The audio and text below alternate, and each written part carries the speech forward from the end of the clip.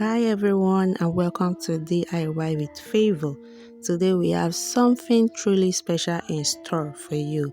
We are going to be making a deep, moisturizing and nourishing baby bath soap. Very gentle to the skin. This soap is free from harmful chemicals and packed with natural goodness. Whether you are a parent, a caregiver, or simply someone who appreciates natural products, then this video is for you.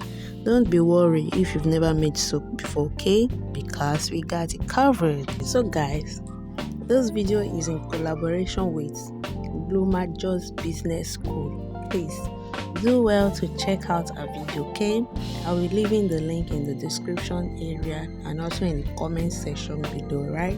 So good luck and enjoy making your baby toddler nourishing bath soap, okay?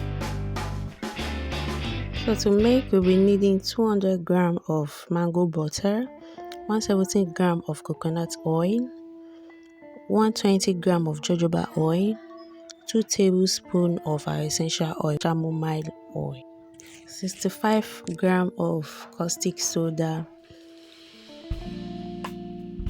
then 195 grams or ml of water. We'll use this water to make our light solution.